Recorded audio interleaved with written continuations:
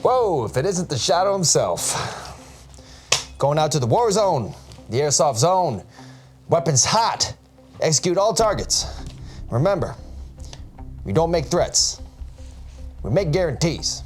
Guys, welcome back to the channel. Today, we are talking about my airsoft loadout finally. We finally completed the look, most of it anyway, and I think I'm ready to talk about the channel. But first, we're gonna talk about today's sponsors, Tactical X-Men for the plate carriers, as well as Only Est for the headset. We're gonna be doing a full review of this thing later. It was basically the last piece of de resistance. So that's the only real kind of affiliation I have here. And of course, the boys over at Lilacs for the belt setup and as well as these knee pads. But guys, let's get right into it, not wasting any more time, and go tip to butt to knees. I keep it pretty simple. As you can see here, I do not cosplay as a military of any country. I don't do SAS or whatever. I'm literally just PMC, I guess. I never intended to do PMC. I didn't even know what PMC was when I first started just playing airsoft. I always just wore regular clothes and then I just wore a plate carrier and a belt. And that's basically been my airsoft loadout ever since. And I like the freedom of being able to change my clothes to whatever I want and also use any weapon that I want. So I don't, if I'm like an AK person, like I don't have to use an AK. Like if I'm a Russian army person, for example, like I don't have to use an AK. Or if I'm from the SAS, I have to use an MP5. Like I like having that freedom to kind of just wear whatever I like and just look cool while doing it. So that being said, when it comes to the undergarments, these do change often. So for winter, I'll wear maybe some athletic gear, some warmer gear. I'll wear the Lilacs tactical jacket. Maybe this kind of outfit I probably would never wear, but it looks cool. Maybe I'd wear it for CQB. But usually what's consistent is jeans. So I'll wear jeans most of the time, and then maybe track pants for more athletic and outdoor fields. It really depends on the weather, to be honest with you, but we really are just like, yo, man's just here. I'm just a guy who is going on a mission, going out with the shadows, and then I got a meeting at 5. So we gotta make sure we get this done quick and fast and easy. So anyways, let's talk about the actual equipment. The first thing I'll talk about is the headset. So this is by Only Est. This is their 6th generation tactical Pelter headset. It's very, very nice. It comes in tan and all these different colors, and I chose the tan one because I wanted to go for this coyote brown tan look, which is kind of based off the URGI, and it looks really, really cool. And I've yet to actually extensively test this thing out, but I have used Pelters in the past from other brands, and first impressions of this thing is that the quality is absolutely top tier. And I like it so far, and everything is modular, so I can take off all the pieces and move it to this side. There's covers to cover up the holes just in case, you know, you get something stuck in there. The PTT is also interchangeable, so everything is ambidextrous. So it's very nice, and it has a very nice thin headband which can fit under a helmet, and it also comes with the fast clips that can also go on a full helmet setup. So there are actually 2 reasons why I use Peltors. The first reason is because I actually need to hold down the hat.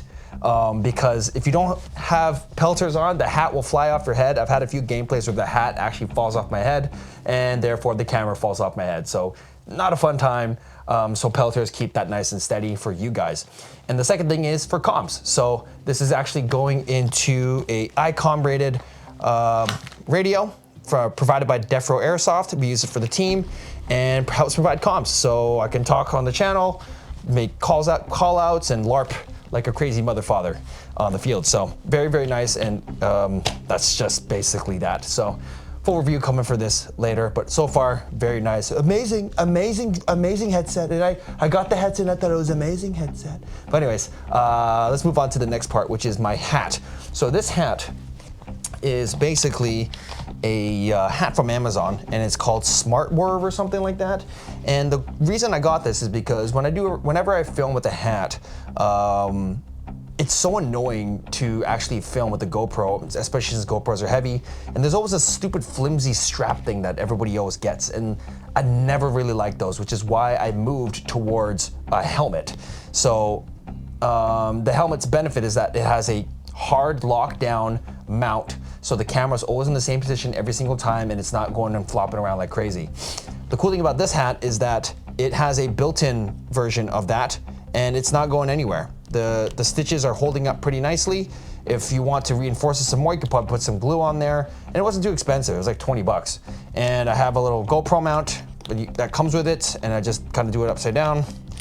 And it kind of goes like this, so like this, and then I can put the GoPro on there and it's not gonna go anywhere. Very sturdy, doesn't really move, so it's nice and fantastic. So really like this, and honestly, I like hats better because one, they get to show the reloads, which is basically the pinnacle of my channel. And then two, they're a lot easier to pack and bring on a bus or whatever, or a train, and I don't have to commit to like a big ass helmet. So I really like that the hat is nice and compatible, and it goes with different LARP styles. So like if I wanted to be casual like this, it kind of looks weird that if I'm wearing like a whole helmet, right? So it's nice to have something casual, maybe a toque or something like that. And yeah, it's just overall a lot better. Okay, so moving on to the eyes. This is the Bale Eye Pro, and it's called the Rusher, the Bale Rusher, something like that. And it wasn't very expensive. It has a slight smoke to it. Didn't go for super clear because I do plan to use this for outdoor play. So outdoor is kind of bright, so not completely blacked out, just a smoke version of it. And it's very nice, very visible. I can see everything and provides the protection I need. The only thing that kind of sucks is that I have deep set eyes, and these are meant for Japanese people, so it is a little bit weird fitting, but for outdoor play, I think it's fine. For indoor play, it is compatible with gaskets that you could also get from Bole, so very nice, not a problem at all, not a problem at all. So anyway, very simple eye pro, not an issue at all. For my face pro, I use Aeroflex. It's in the box over there. I'll probably throw some B-roll of it up on here somewhere, like something. I usually use Aeroflex, but that's one of the best ones because it has a silicone mesh. The air goes straight forward. It's nice and cool. It also hooks around your ears, so it's not falling off. The only downside, it doesn't cover your neck. But Aeroflex is very, very nice because you get a nice cheek weld with them instead of having a hard mask where it gets a little bit harder to get a cheek weld on your stock. So Aeroflex, 100% recommend those. Sponsored, not sponsored, but actually am sponsored by Lilacs. Now, let's move on to the plate carrier. So the plate carrier here is my Tactical X-Men plate carrier. This thing is a beast. I love it so much. It's not too expensive, and it has such great build quality. And when I was playing in the woods for my first game back in Japan, I had no issues with this thing coming apart. It was very sturdy, had no issues at all. It looks really cool, comes in Coyote Brown. It also comes in a influx of different colors, but the Coyote Brown is what I went for because I've always wanted a Coyote Brown kit. And yeah, it's simple before. We've seen a video on this before. This is what I've just been using. Keep it really simple. The only thing I might add is maybe like some extra equipment on the back for teammates or something like that. But on the front, it's basically just this. I got 3 magazines. We got my push to talk, which I'm currently borrowing from Defro right now, but I'm probably gonna invest in one. And it's clipped into the molly, so these nice little molly sections here, it's clipped right into this, so it's not going anywhere. So it's very easy to push to talk. So if I'm going like this, oh, we got enemy on the 4, enemy on the 5. Like, I don't know, we got a squirter, I don't know what they say. I'm not military. But yeah, it's very nice, very snug. I got some dummy plates in here, which are made of foam. Might consider doing maybe real plates or something, or like level 2, grade 4, or grade 3, grade 2 real plates. I don't know. We'll see what happens. But I do like that it feels nice and snug. It also has little bulletproof padding on the side so that it really holds you in, and it also has 3D little inserts that keep it nice and full. So I've always liked a full plate carrier. Imagine getting a plate carrier without any dummy plates. It's so weird. They just look like cloth. So definitely something to consider when you're looking for a plate carrier, because of course, sponsored, not sponsored, but actually sponsored, Tactical X-Men. Check them out. Very, very nice build quality. We got their patches on there, and Maydaysan from the boys from the Air Force who made me this a while ago. Thank you very much. As you can see also, the PTT is also wired through the shoulder pads here, so that way it's not getting in the way and there's nothing dangling around. As for the radio wires itself, I just kind of coil it and put it inside the cummerbund, and it's nice and snug, not going anywhere, and I can flip up the antenna if I want to, but I feel like it does get in the way sometimes of various different movements, especially when you're transitioning with your rifle and stuff like that. So let's talk about the belt setup now. So the belt, as you guys have seen before in the last video, is a Lilacs battle belt, 3-piece Male, very, very nice battle belt. Very snug, very tight, doesn't move. And I've been using this thing for the past few months and it's been great. I can jump, it's not moving, I can walk, it's not moving. I can crouch, it's not moving. If I go prone, yes, it will move. That's with any battle belt. It has no inner, but it's just super tight and held in by tension. And as you guys can see here, it's just black and it really just kind of fills the PMC look. I don't have to really commit to matching as much. Lilacs did send me this whole belt setup. And unfortunately, there were no black mag pouches, so we had to go with the tan. But honestly, I think it looks good with the two-tone right now. So I think it's just great with the URG and everything. So with this, we have bite mags. So the bite mags by Lilacs, which are super fantastic magazine pouches, really great retention, really great insertion, and they are fantastic. They're very sturdy, they're made of polymer, and they're not going anywhere. The only issue with them is that these screws do come loose, so you got to make sure you put a little bit of blue Loctite on every screw on here. Once it's on there like that and you find your positions, these things are not moving. They're very, very sturdy and very, very reliable. I like them a lot. On the back here, we got my Emerson pouch, which has a hardened rim on the back, so if I need to throw a magazine, it's easy to find this, and then I just drop it in like that. So if I want to reload, very easy, barely an inconvenience, not a problem at all. And then on the other side here, we got a med pouch, which I'll put maybe a BB loader, some snacks, a small toolkit. Not an issue at all, just very nice and decorative, and we got a nice Lilacs patch on there. On the right side, we have my sidearm, which is the Sig Sauer M17 gas blowback Japanese edition of the black M17.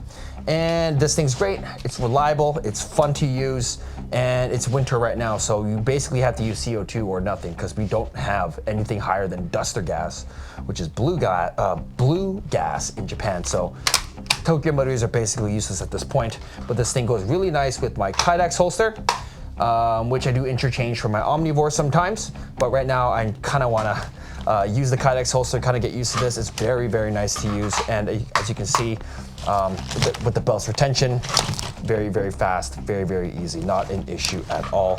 And it's just very, very smooth. The belt setup is just super nice, right? And you can see the ergonomics here. Very good, right? Not an issue. So like the actual ergonomics of this thing and how everything works is perfectly fine. It's great, it works. Drop it down, get your pistol, do a little reload, and it's all muscle memory. You know, when you look at your plate carrier, you can't really see stuff, so it's all muscle memory, and it all just works just like this, and it's a very simple setup. Now, the last piece of my Airsoft Loadout are my knee pads. So I never used to use knee pads before, but honestly, since Lilac sent me these, it has been a blessing. It is so much easier to crouch. I'm more inclined to crouch, which is important for dueling people. But I was always scared because I don't like putting my knees on the ground or getting on my knees because it hurts, especially if it's like rubble or something like that. But with these, I had no fear. So we have two of these. They're great, they're fantastic, they do the job well.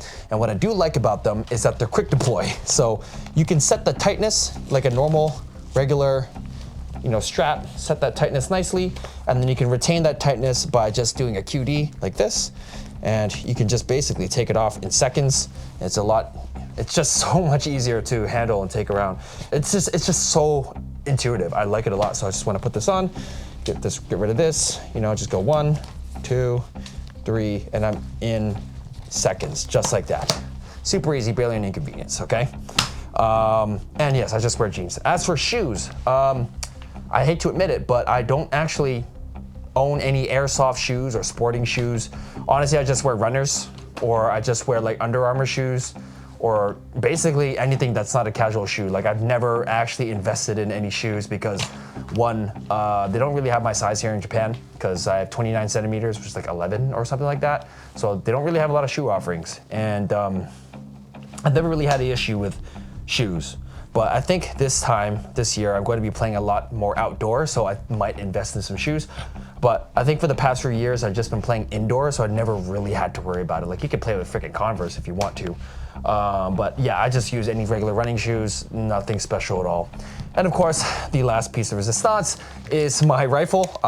Basically, this is my daily driver. It is my URG-I 14-inch, but this is actually a 10.5 or 9-inch handguard mod that Pasta made for me.